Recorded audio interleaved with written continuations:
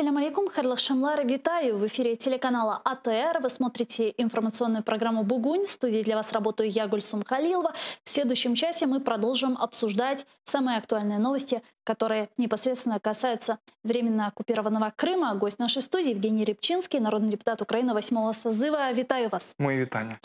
Давайте наш эфир мы начнем со следующего сообщения. Как вам известно, вчера Южный окружной военный суд города Ростова-на-Дону вынес приговор крымским татарам. Так, российский суд признал виновным Марлена Асанова и осудил его на 19 лет лишения свободы, Мемета Белялова, Сирана Салиева, Эдема Исмаилова, Тимура Ибрагимова, Сервера Мустафаева, Сервера Закирьяева.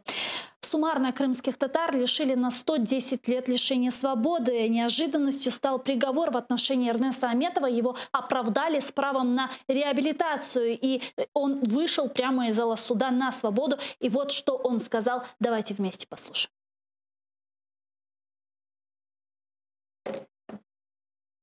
Радует, когда столько видишь людей здесь, неравнодушных к тому, что происходит. От больших комментариев хотел бы воздержаться, потому что хочу в себя прийти немного и осмыслить то, что произошло. Единственное, хочу большую благодарность выказать всему джамату, который приезжает, вот неравнодушный. Это очень много значит, поверьте.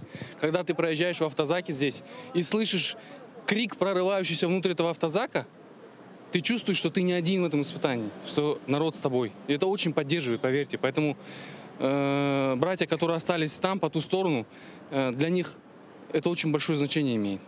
И я это на себе почувствовал, и поэтому и всех хочу призвать, чтобы не оставались в стороне от этого испытания.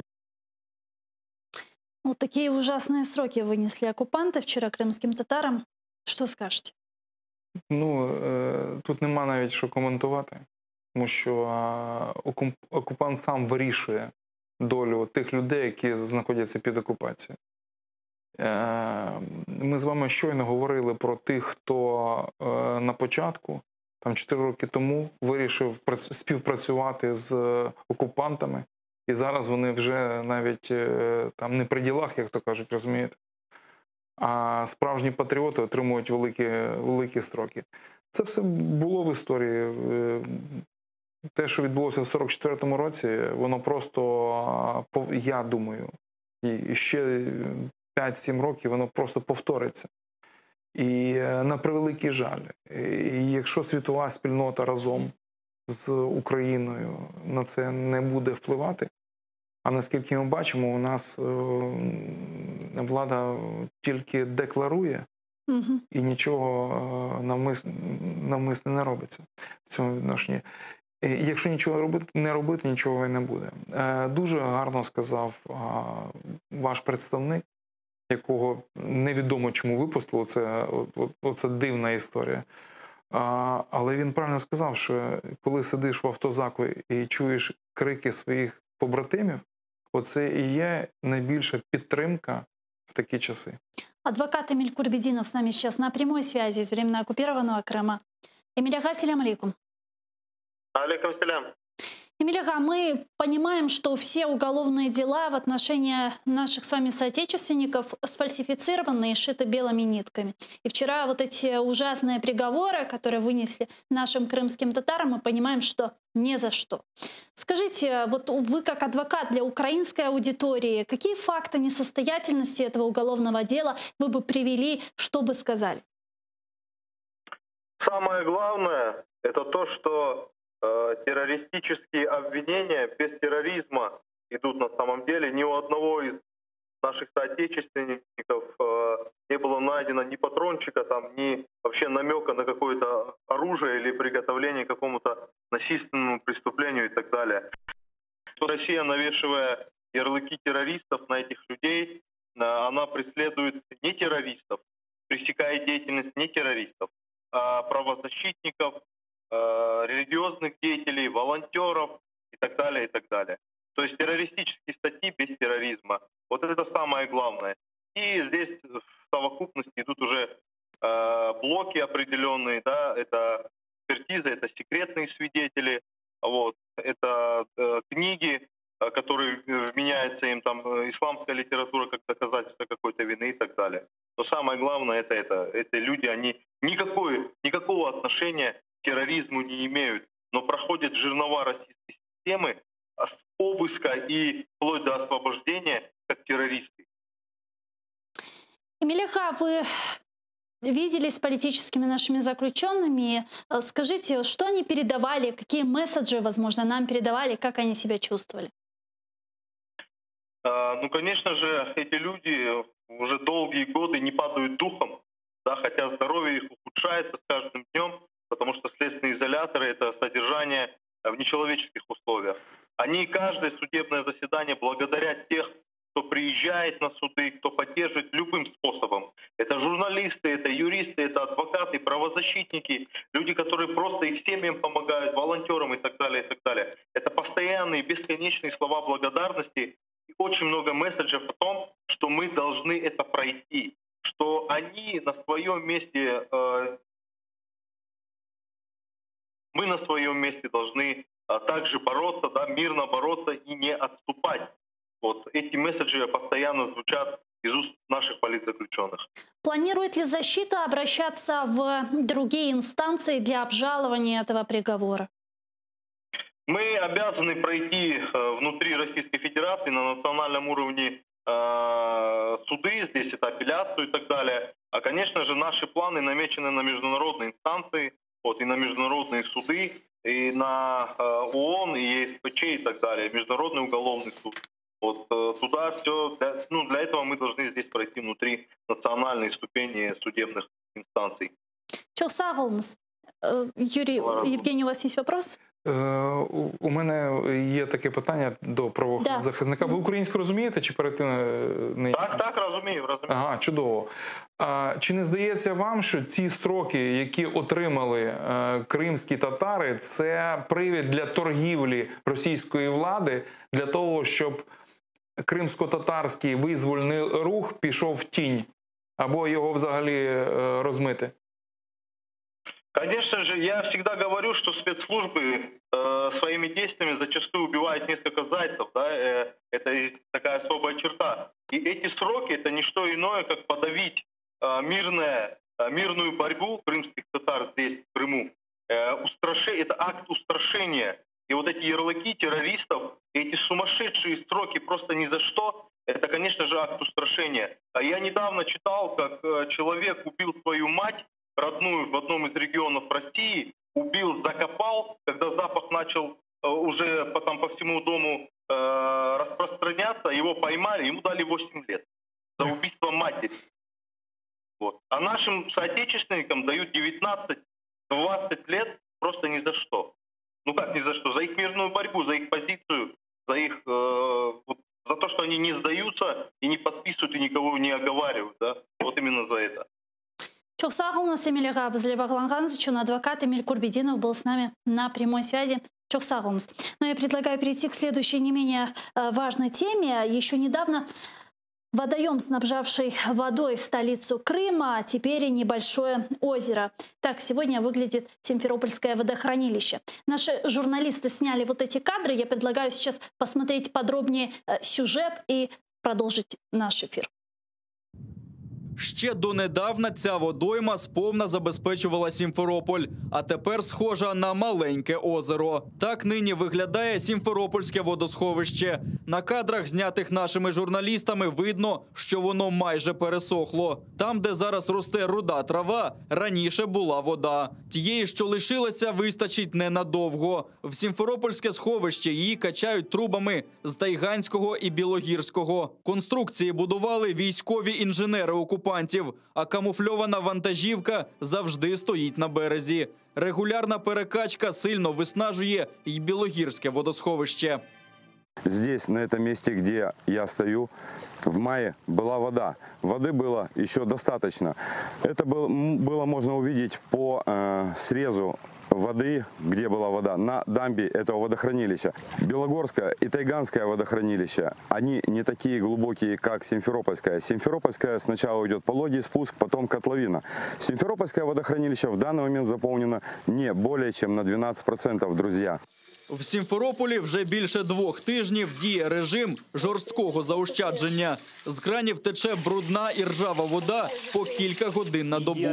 Ба більше, крізь дірки у трубах в оселях кримчан течуть і фекалії. Була ідея обстрілювати Хмари спеціальними реагентами з літаків і таким чином викликати опади. Втім, зазвичай після злив вулиці Сімферополя затоплює, а збитки оцінюють в сотні мільйонів доларів. Как я слышал от людей знающих, было принято решение отказаться от того, чтобы этот самолет летал над Симферополем, над Симферопольским водохранилищем, потому что ущерб, который вызывает вот этот самолет, провоцируя осадки, он несоизмеримо больше, чем от отсутствия воды. Окупанти вигадали порятунок – великі сині діжки, де містяни можуть набирати воду. 5 з них нещодавно порубали сокирою. Тепер окупаційна адміністрація почала обладнувати камери спостереження за бочками. Втім, навіть серед тих, що є, частина стоять порожніми. Як та ємність, що на вулиці Київській у Сімферополі. Я точно знаю, что здесь не было воды. Ну, сейчас все увидите сами. Значит, подходим, открываем кран, воды нет. Открываем вентиль. Друзья, видите, воды нет. Значит, мне немного непонятна позиция главы предприятия «Вода Крыма» господина Баженова. Что это за выборочное наполнение бочек? Води майже не залишилося і в міській річці Салгір. Пересохле русло, сміття і брудна коричнева піна. Так вона виглядає зараз. Від безсилля деякі містяни знаходять оригінальні способи, навіть щоб прийняти душ. Цей пан вирішив купатися у міському фонтані. Інші йдуть на протест, як от отаман так званого кримського козацтва Сергій Акімов. Він вийшов з одиночним пікетом до будівлі окупаційного парламенту Криму. Ще 6 років тому він бігав з триколором і радісно зустрічав російські війська. А тепер дивується і обурюється, чому окупаційна влада не піклується про кримчан. Они же говорили, что нам крымская вода, нам, вернее, с Северокрымского канала с Украины вода не нужна. Вот мы дожили до того, что у нас сейчас на сегодняшний день почасовой график. И она все хуже, хуже и хуже с каждым днем становится. Вы же сами замечаете. Во-первых, качество воды, посмотрите, какое. Какое у нас будет здоровье для наших детей. Посмотрите, какое качество воды. Она вся идет непонятно, ржавая какая-то или еще что-то. Злочинна колонізація Криму, мілітаризація та постійні навчання окупантів. Саме для цього окупантам потрібно більше води. З такою заявою до комісара ООН з прав людини звернувся Кримсько-татарський ресурсний центр. Правозахисники також нагадали, що Росія, як країна-окупант, несе повну відповідальність за загарбану територію. Владислав Стужук, Заман, АТР.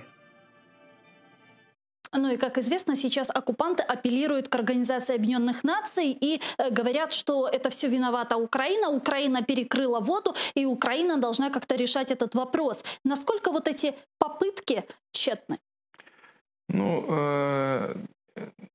я думаю, що нічого з цього не буде. Звичайно, ми в цей вентиль ми не включимо, поки Росія не піде з України.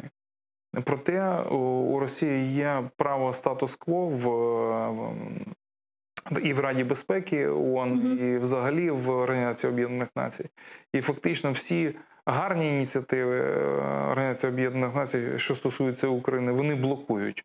Тому це, знаєте, це така гра, як пінг-понг. Вони нам перекривають одне, ми перекриваємо інше, а зрештою страждають громадяни України, які на превеликий жаль залишаються під окупацією на невідомо який термін. І я вже не кажу про корінний народ Криму, який з 4 мільйонів, там менше 10% повернулися в Крим, які саджають, і які не можуть добитися правди, і які теж страждають від того, що нема води і так далі, але мовчать. Це дуже важливо, тому що вони розуміють, що за питанням води стоїть агресивна політика Росії, а не небажання Україні будь-що давати. Какая позиция сегодня наша должна быть? Дуже проста. Хлопці, звільніть нашу територію і піде вода. От і все. Так само, як і електроенергія має не йти туди. Якщо вони окупували, то вся відповідальність лежить на тому, хто окупував територію, тобто на окупанті.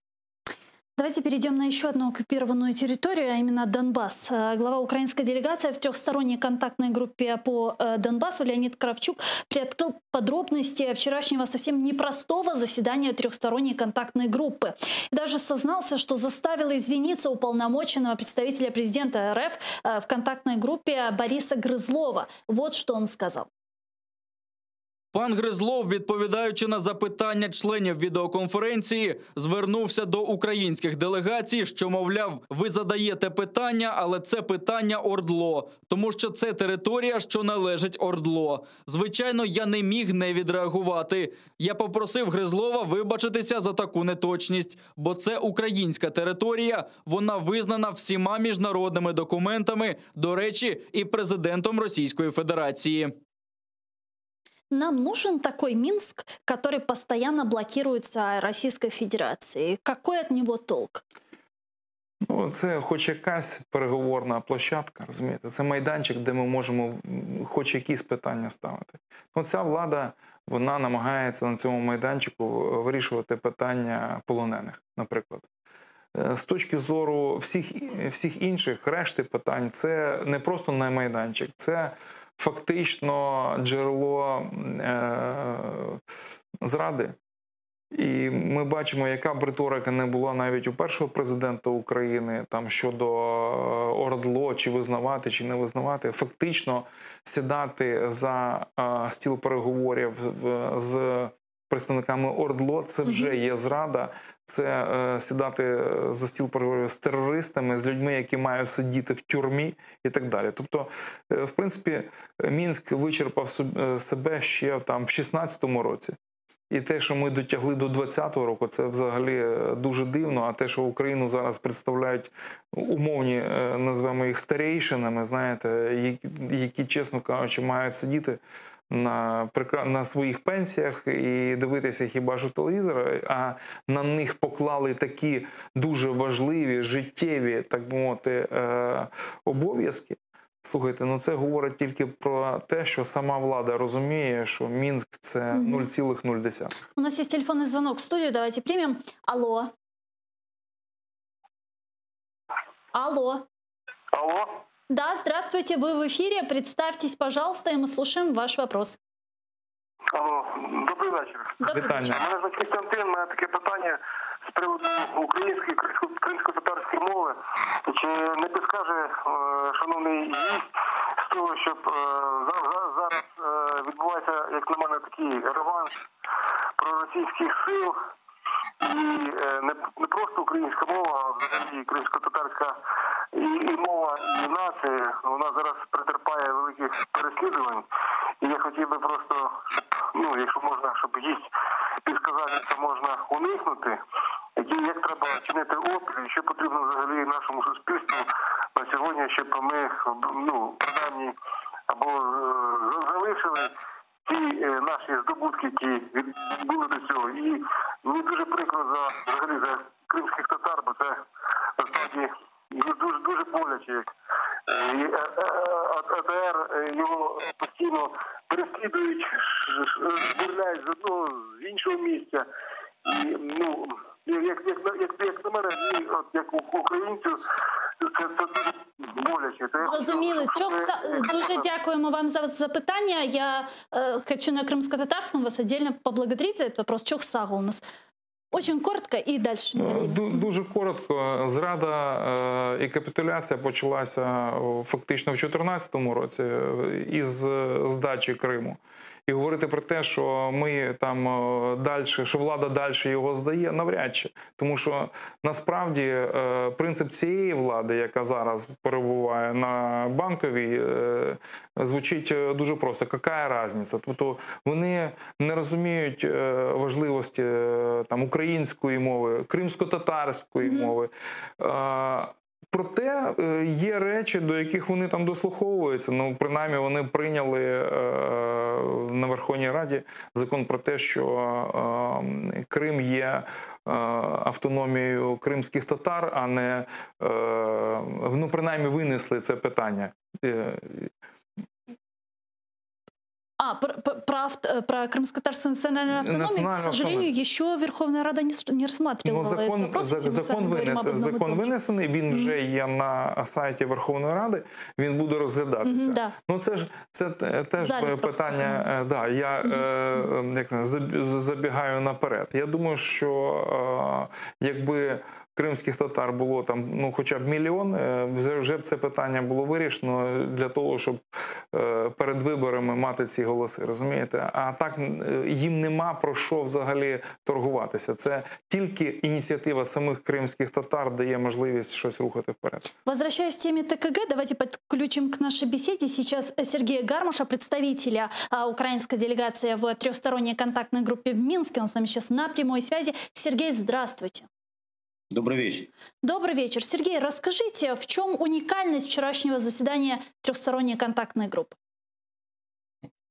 Ну, это, кстати, оценка наших модераторов от ОБСЕ о том, что заседание было уникальным. Да. Потому что Пьер Морель сказал, что вообще в его практике за 50 лет дипломатической работы это первый случай, когда переговоры полностью заблокированы по совершенно, ну, он не говорил по какой причине, но это я уже добавляю от себя, по совершенно искусственной, скажем, причине, нежелания просто одной из сторон вообще разговаривать.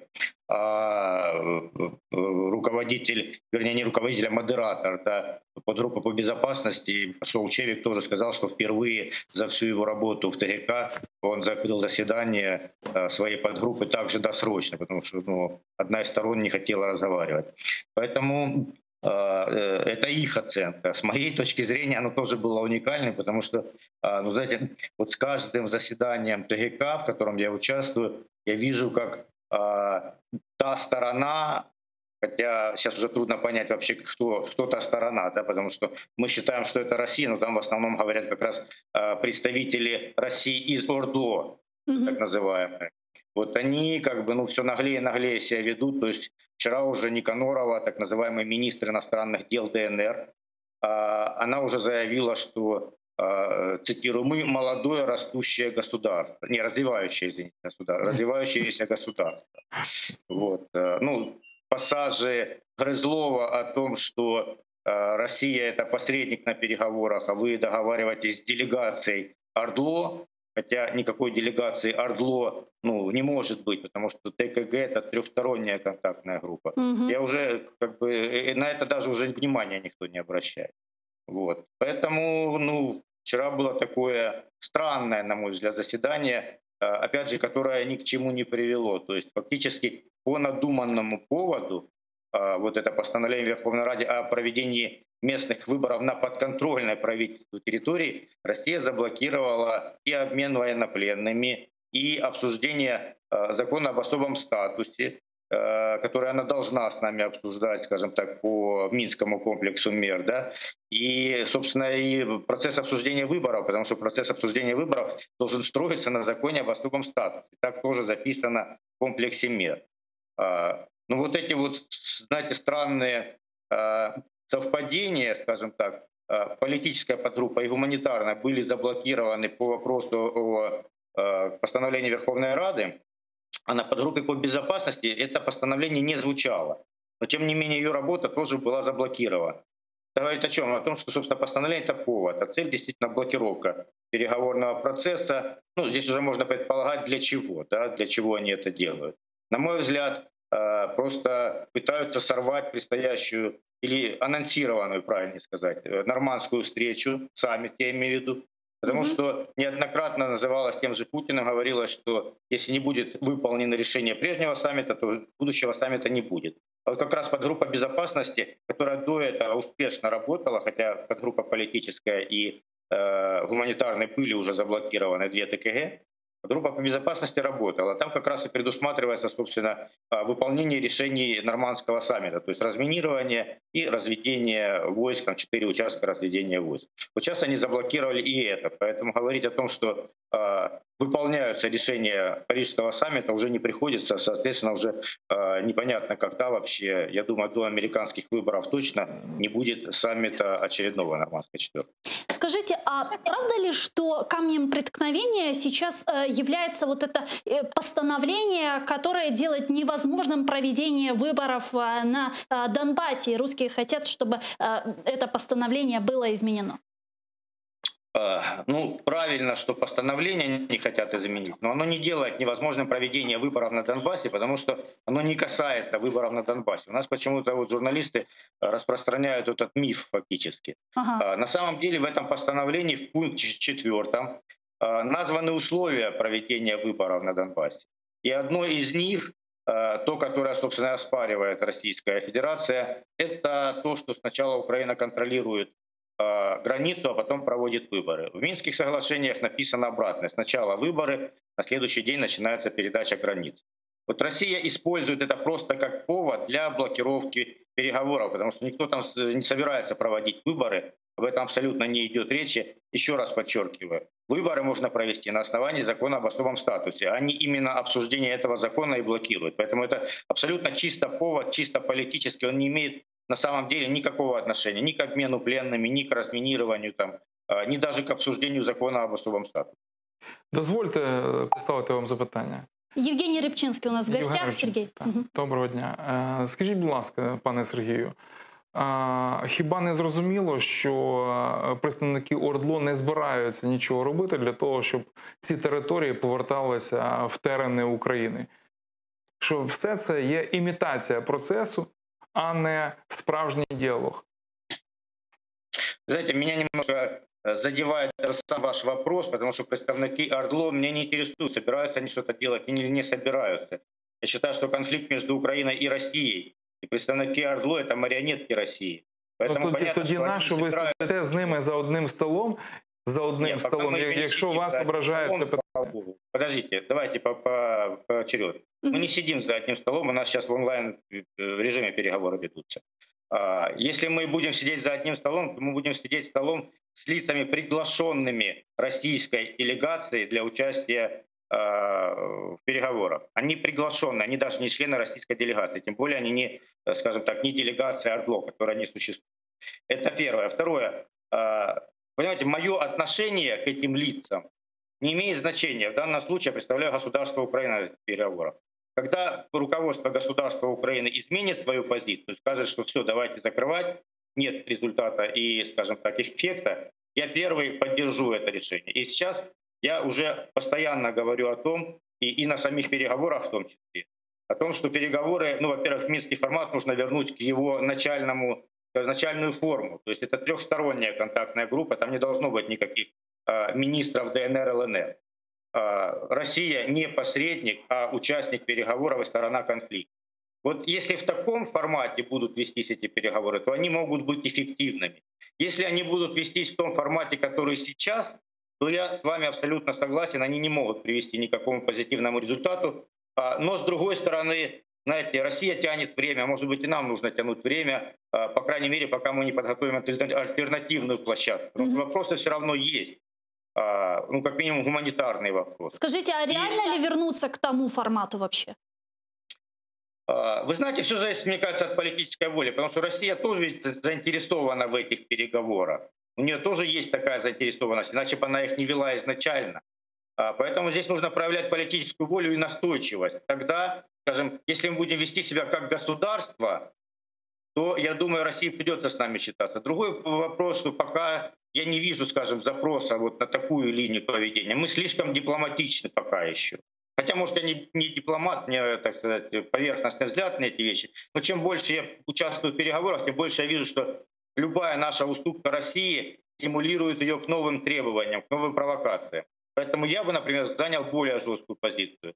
Хотя вот даже та позиция, которая есть, которую я считаю мягкой, сегодня вот мне сейчас буквально прислали высказывание Лаврова, который заявил, что Россия, вернее Украина, блокирует Минский процесс, там требует вернуть Минск с ног на голову и так далее. То есть он уже выразил мнение, что при этом правительстве и при этом президенте Минск ничего, скажем, России хорошего не даст. Поэтому здесь, знаете, вот так, мне такая оценка, например, удовлетворяет. Мгм. Поэтому давайте ждать все-таки, скажем, геополитического окна.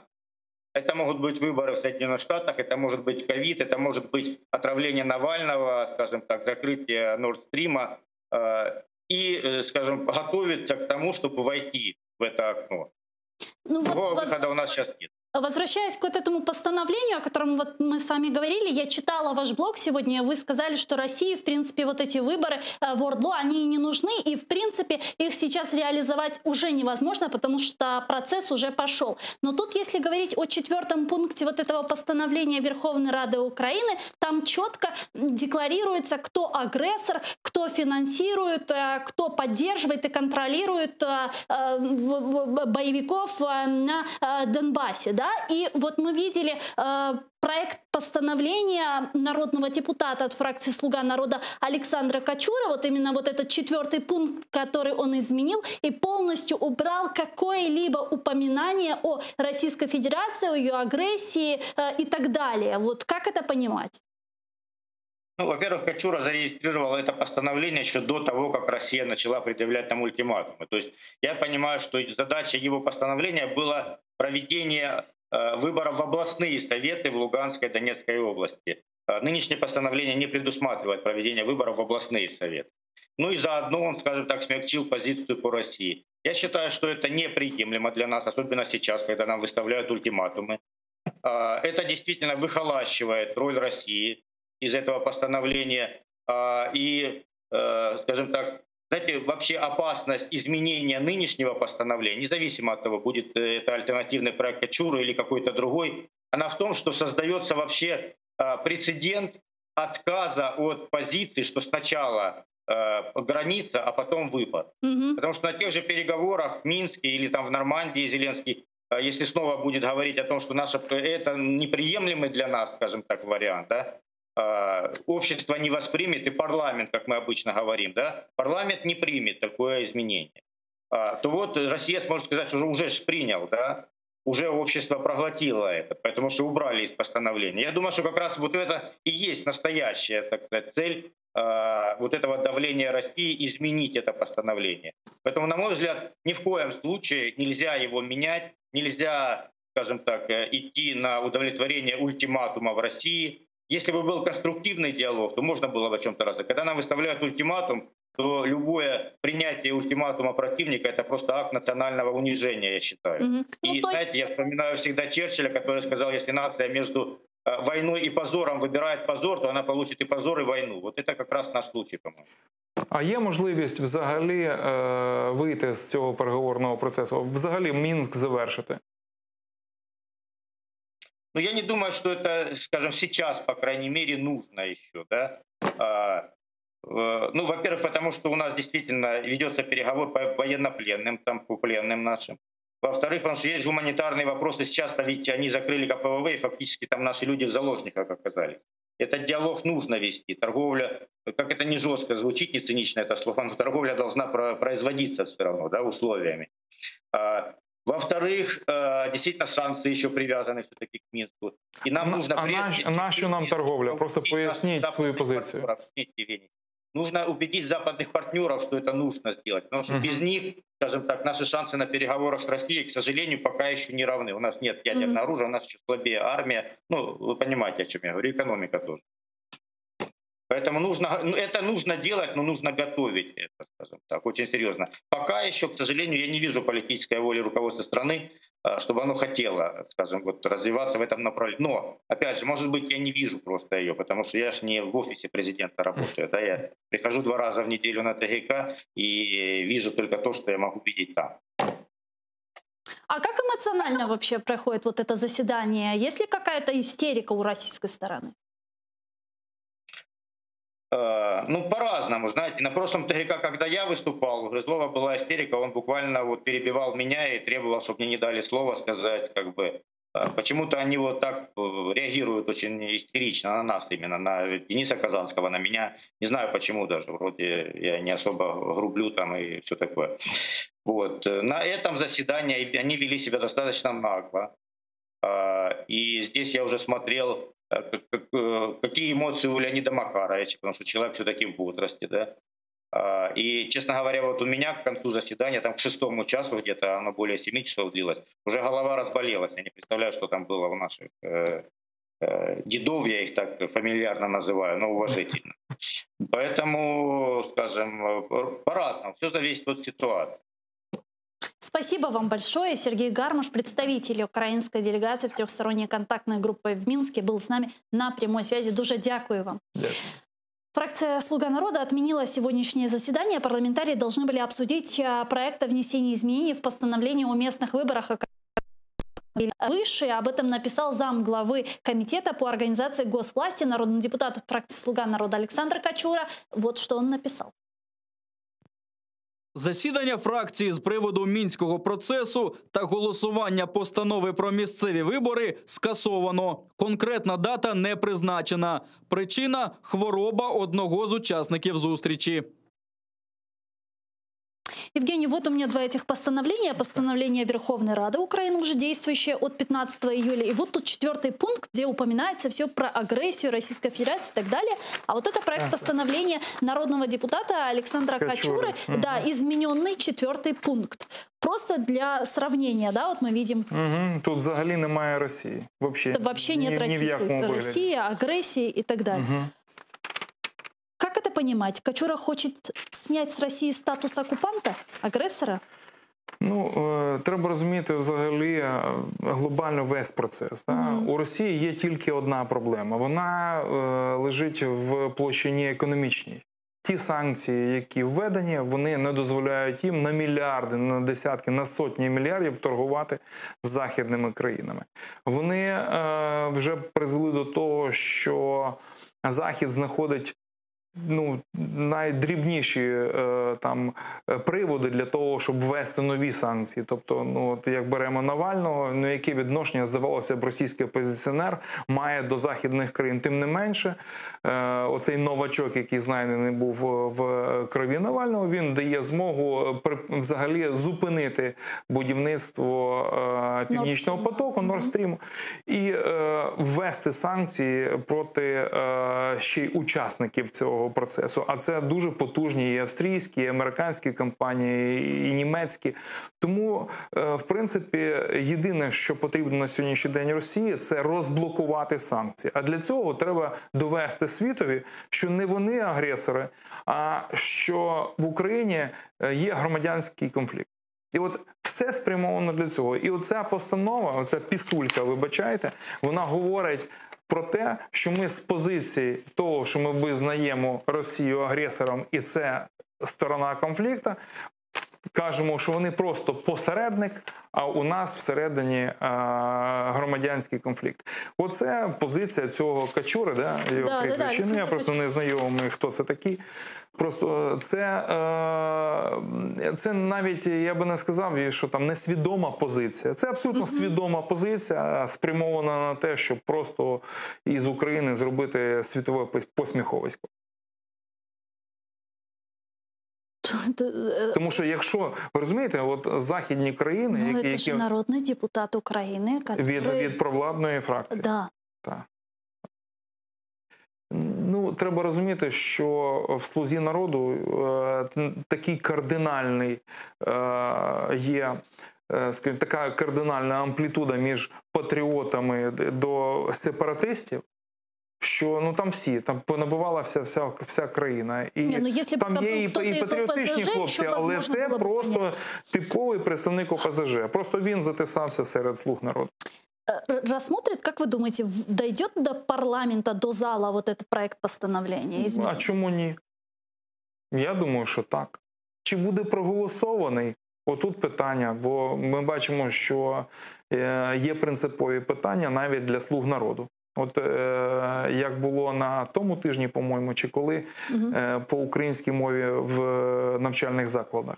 коли вони набрали, якщо я не помиляюсь, 210 голосів, їм всього там не вистачило 17 голосів для того, щоб взагалі відмінити українізацію. Слава Богу, що все пройшло так, як пройшло, і мені здається, що все ж таки є патріотичні сили, які не дадуть цьому пройти. Ну вот сегодня должно было состояться это заседание, оно не состоялось, они сослались на болезнь. Просто испугались? Я думаю, що реакцію общества? Я думаю, що до виборів нічого такого не буде, тому що вони бояться, що якась там, ну скажімо так, від центру електорального, якась частина, яка ближче до патріотів, просто не буде за них голосувати принципово. А для них дуже важливо зберегти от саме центральне ядро. Вот часть экспертов говорит, что президент Владимир Зеленский, учитывая, что сейчас рейтинги президента падают, если смотреть на последние опросы, президент Зеленский будет делать, и его команды будут делать все, чтобы встреча 4 лидеров в нормандском формате состоялась. И как раз-таки это нужно для того, чтобы поднять рейтинги и так далее. Вот как вы думаете, будет ли идти Украина на уступки и на те условия, которые выдвигает Российская Федерация, для того, чтобы встретиться с Путиным? Ну, я вам скажу мовою статистики. Рейтинг президента Зеленського зростав навіть після того, як він вже був обраний президентом. Тобто він став президентом і до грудня минулого року його рейтинг тільки ріс. Ви уявляєте? Тобто і довіра до нього теж росла. Шалений збій в його цьому електоральному полі стався тоді, коли в грудні 2019 року він в Парижі не домовився. Ну, тобто його основним меседжем, одним з основних меседжів в передвиборчій кампанії було те, що я домовлюся. Я навіть з чортом лисом домовлюся, аби в Україні був мир. І от на питання... Це була утопія? Ну, звичайно. Це утопічне питання. Знаєте, я думаю, що він навіть сам вірив в те, що він говорить, чесно. Не тому, що він найкращий в світі переговорник, а тому, що він дуже багато з росіянами спілкувався і бачив, що вони часто йдуть на поступки, коли ти їм там лестиш або щось таке. Просто це... Не політичні були у нього переговори до того, розумієте? Вони були там з керівниками телеканалів і рештою. А політичні переговори – це дуже жорстка позиція. І Путін цю жорстку позицію в Парижі показав, нічого не відбулося. І зрештою, з того моменту, з грудня 2019 року, планомірно рейтинг президента падає. І сьогодні він падає. Для того, щоб він стрімко не впав, не грохнувся просто, треба цю тему мирних переговорів, що ми все одно домовився, все одно тримати, розумієте? І ця тема чисто технологічна, політтехнологічна, вона присутня в риториці Володимира Олександровича. І чи буде з цього толк? Звичайно, що ні. Тому що ніхто з нами домовлятися на наших умовах не збирався, не збирається и не збиратиметься. Неожиданно заговорил пресс-секретарь президента России Дмитрий Песков. Он вдруг заявил, что саммит лидеров стран Нормандской четверки может состояться в обозримом будущем. Правда, уточнил, что на сегодня бесполезно фиксировать какие-либо даты. Вот что он сказал. Справді, нам слід очікувати в недалекому майбутньому зустріч глав держав у нормандському форматі. Єдина тут заковика, що вважати недалеким майбутнім. Комментируя итоги встречи советников лидеров в нормандском формате 11 сентября, российская сторона и представители Кремля очень скептически отзывались о возможности встречи лидеров. Сейчас же мы слышим от Пескова диаметрально противоположную позицию. Что изменилось? Нічого не змінилося. Змінилося те, що через Навального Захід тисне. Франція, Німеччина, Швеція провели дослідження, вони винайшли новачок в крові Навального, і сьогодні вони тиснуть далі на Росію. І самому Путіну просто потрібна ця зустріч, от і все. І він використовує цей майданчик нормандський для того, щоб безпосередньо зустрітися з першими особами Європи, розумієте? А Зеленський і Україна йому, як то кажуть, по цимбалах. Ну, вот вы затронули тему с Навальным. Я бы хотела продолжить и обсудить с вами еще некоторые вопросы. Лидер российской оппозиции Алексей Навальный подвергся воздействию нервно-паралитического вещества из группы «Новичок» в отеле Томска, а не в аэропорту или в самолете, говорится в расследовании издания «Проект». По данным издания, следы боевого отравляющего вещества обнаружили на бутылке, которую вынесли из номера Навального в Томске. Вот мы сейчас можем, собственно, видеть это видео с номера Алексея Навального, ну и бутылки снимали его соратники, в номере которого находился Алексей Навальный. И соратники Навального, оставшиеся там в Томске, сразу после новости об отравлении политика решили забрать все его вещи, как мы видим, и которые могут представлять собой улики. Хотя им говорили, что только через милицию, они ответили, что извините, но мы не доверяем, и через милицию мы будем делать это все сами. Отравление Алексея Навального, российского оппозиционера, не останется без ответа. Сторонники развития отношений с Россией в ЕС должны это понимать. Об этом в ходе выступления в Европарламенте заявила глава Европейской комиссии Урсула фон дер Ляєн. Давайте ее послушаем. Тим, хто виступає за тісніші відносини з Росією, я хочу сказати, що отруєння Навального за допомогою хімічної речовини – це не поодинокий випадок. Ми бачимо, що схоже в Грузії, Україні, Сирії та Солсбері. І ця тенденція не змінюється, та ніякий газопровід цього не змінить. Очень много жестких мы заявлений слышали после отравления Алексея Навального из уст европейских политиков, чиновников и так далее.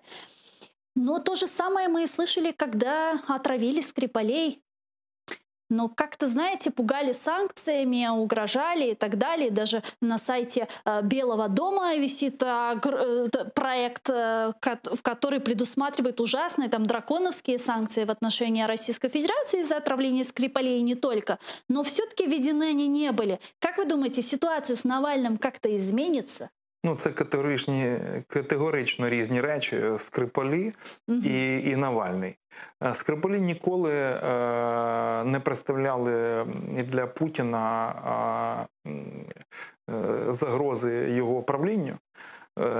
В той час, як Навальний, після того, як Німцова не стало, він фактично є єдиним уособленням російської опозиції, розумієте? Бо Хакамада вже перейшла так сказати, на бік чинної влади там і так далі. А цей і далі продовжував нібито там боротися з корупцією, їздити, знімати численні матеріали і так далі, критикувати владу. Ми ж пам'ятаємо прекрасно, що він Крим не хотів намазувати на бутерброди і так далі. Його заяви ми прекрасно пам'ятаємо і ніколи Україна це не забуде. Але треба розуміти, що так само, як от ми бачимо там в Мінську якийсь майданчик для переговорів, так само Захід в цьому Навальному бачив хоча б можливість зміни парадигму розвитку стосунків Росія-Захід. Розумієте? Тому вони і допомагали Навальному через різні фонди і так далі, і так далі. І найголовніше, вони дуже сподівалися, що зрештою він вийде на якісь позиції. Коли почалися в Хабаровську страйки, стало зрозуміло, що той драконівський, так сказати, хвіст, бо це вже хвіст, голова десь в Москві, хвіст, він вже рухається сам по собі, і вже голова його не контролює. І коли Навальний туди поїхав, і коли отримав підтримку, Путіну стало ясно, що ситуація може розвиватися зовсім не на його користь. Є телефонний дзвонок в студію, давайте приймемо. Алло. Алло? Да, алло, ми чуємо вас. Да. Добрий вечір. Вітаю. Добрий вечір. Шановна пані Гульсам і пан Євген, я хочу сказати, що наші політики говорять про повернення тільки людей з полону, повернення людей, а про повернення територій говориться так більш абстрактно. Але якщо не буде територій, де ж ті люди будуть жити, не буде держави. І це на рівні не тільки на рівні влади, на рівні депутатів про можливість повернення територій. Оце таке в мене запитання до вас. Дякуємо за запитання. Ну, дозвольте, пані Крисям, сказати, найголовніше, що нам потрібно, скільки б ми не говорили за людей, за гуманітарний фактор, країна – це її кордони, передусім. І тому, звичайно, нам найважливіше повернути в будь-який спосіб ті терени, які були, а бажано ще й розширити, але про це наразі взагалі не йдеться мова. Однозначно території, а з територіями ті люди, які хочуть працювати на Україну, на майбутнє, звичайно, велкам, ні, чемодан, вокзал, Росія. Дуже проста парадигма. Дуже дякую вам. Прошу. Спасибо большое. Народный депутат Украины 8-го созыва Евгений Рыбчинский был гостем нашей студии. Ну а я вынуждена, к сожалению, с вами уже попрощаться. Но вы не отключайтесь. Эфир телеканала АТР продолжает. Информационная служба АТР продолжает работать для вас. Буквально через 5 минут в этой студии смотрите программу «Прайм Муждабаев». У него в гостях будет экономист и экс-советник президента Российской Федерации Владимира Путина Андрей Илларионов. Не пропустите, Курышкевич.